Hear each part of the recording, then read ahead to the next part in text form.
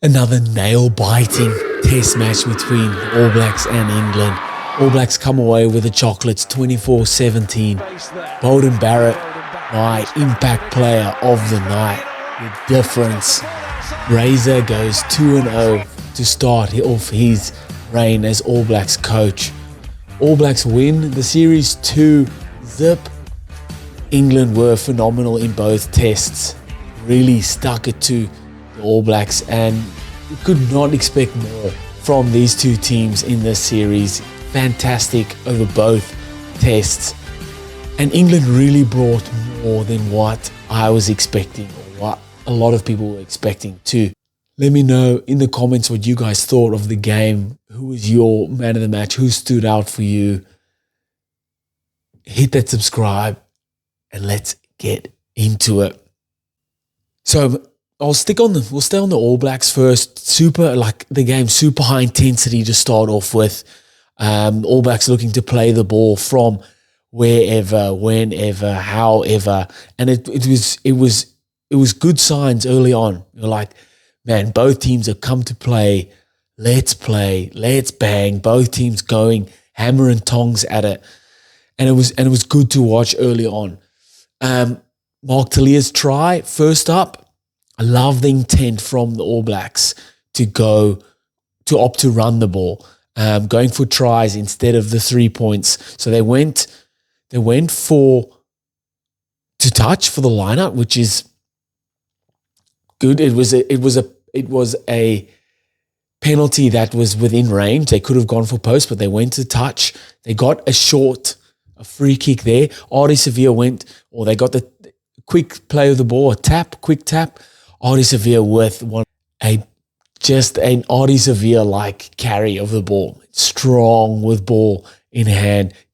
Got them going forward. There was a dominant few cleans there as well.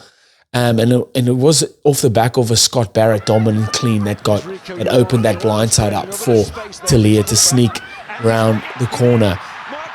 Lineouts, a problem for the All Blacks. It almost felt like Itoje had the All Blacks lineout calls before the game. It was that many times he was getting up in front of the All Blacks lineouts. They changed it up a bit where there was one time they didn't even lift and they threw it straight to the front guy, or Cody Taylor threw it right over the back. Those kind of worked. I did see Artie Sevilla get up in front of Itoje one or two times, but Itoje had their number all game with that. All Blacks option taking on some instances really let them down a bit. Obviously with that try, Talia could have scored. Perofeta broke through. I think it was Perofeta. He got through, and he had the option inside him. He didn't see Christie on the inside. They went for Talia on the outside. And then Talia, instead of backing himself, which I thought he could have done, maybe a little step to score in the corner, threw the ball back inside, and Marcus Smith intercepted. Just a bit of just lapse in option take, poor option taking. Really, there's not much else there. Yeah, sometimes you get, when you make a break, you get the kind of that tunnel vision. You're only seeing the one guy here, Perofeta, when the 9 is always there on the inside. Could have played that way, and I do feel like especially the first 50 minutes. All Blacks were just a step behind with everything to do in the contact area, like tackles, rucks, cleans, carries. England had their number for that first 50, 55 minutes and had their number big time. But that's the thing with 80-minute games, test match rugby. It's 80 minutes, not 55 or 50 minutes. I wasn't seeing there wasn't much shape from the All Blacks, not much patience with the ball on attack, especially in attack. They finding meters or finding half breaks, but then throwing the 50 or the miracle ball, the 50-50 ball, or losing that ruck, or trying to kick through or grubber through and try and score off that, kind of being impatient, trying to score off every play. There's a few times around the outside where they made lots of meters. The wingers like Talia would go for a grubber kick, or Severies, they've tried the little offload or something like that, where you kind of just want to break that. Or you've made meters, take the ball down to ground, set that defensive line for England, and then play again. Just being a little bit more patient with ball in hand there. And I thought also reaction. It's very slow to react, especially that first 50, 55 minutes. There's one time where, I can't remember who it was, but kicked the ball down. Good chase. I think Jordy Barrett kicked it. He chased his own kick. They tackled Freddie Stewart and they counter-rucked. So they turned defense into attack. So they got the ball back. But then the first person to get the ball there was Papali'i. And he didn't know what to do. So they got tackled, the ball slowed down, and the play kind of fizzled out. That on those turnovers, if it is Papali'i, like, get that ball out. We need to shift that point of attack. So the turnover was here. The space is out wide, man. Shift that ball. It's just little things like that. I think Beauden Barrett coming on made the world of difference. I think a lot of people would see that as well. Just his experience, I think his knowledge of the game, the communication he'd be passing to D-Mac, the interplay them two would have had together. So he was jumping in at 10 sometimes. D-Mac was falling back to fullback.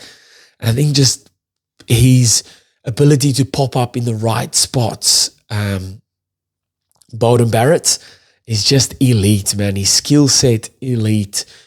Like I said, knowing where to pop up, knowing where to be, when to be there, kind of anticipating play and coming up with the right plays at the right time. He was, for me, the difference maker in this game by far. Massive, good timing on that substitute.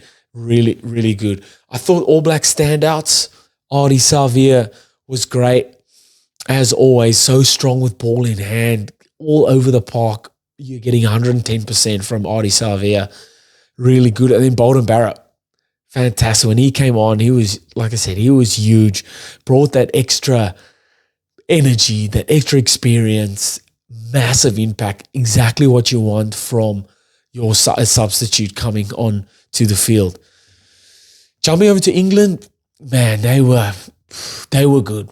You have to be honest, they were good right till the end.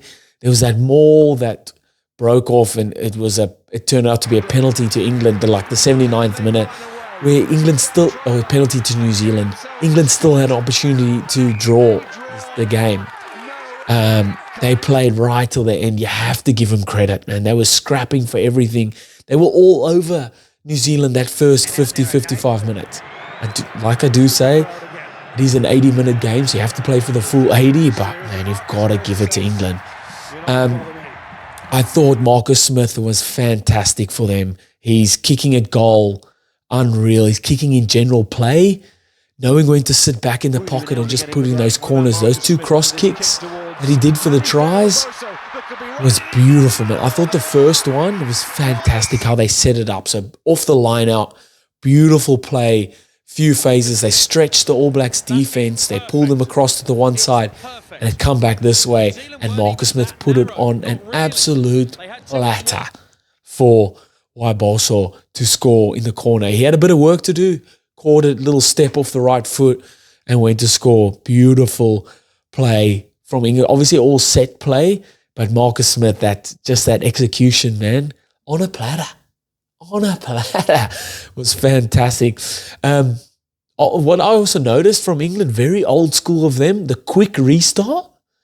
So I think it was Damien McKenzie kicked a penalty goal, 3 points, and then they had the quick restart, kicked it down in the corner and went out into touch, which is very smart from him. They want to attack, obviously, All Blacks lineouts. They've been having their number all game with it. And Itoje disrupt the line out there. England got then the ball back with 10 meters out from the line. I think anything, just little things like that. I don't think anything come from that.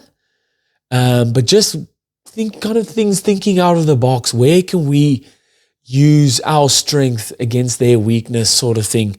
And something that they had them on the back foot in the line out. So let's get to a line out. Let's quick plays, quick kickoff. Let's get to the line outs. And like I said, they was scrapping for everything in the contact area. They're really dominating the All Blacks. ruck time, carries, rucks, tackles. Strong physical game from this England, from the England forward pack. But like I said, only for 50 minutes. Tommy Freeman's try was also beautiful again from Marcus Smith. They got a penalty advantage and he just went for it. Not say gamble, it's a controlled gamble, if that makes sense, because he obviously trains the cross kicks. And it was a beautiful cross kick for Freeman. Gets up, and that was before halftime, really. Yeah, that was really good from England. Just couldn't seal it in the end, and it just shows that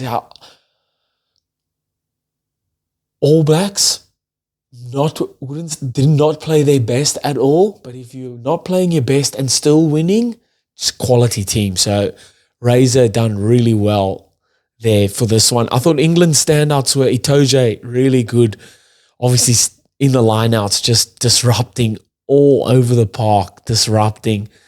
Like I said, it felt like they had All Blacks lineout calls. And then Marcus Smith, after the brutal copping he took from last weekend's kicking, to come back like that, I think he kicked 100%. His kicking in general play was really good. Option taking as well.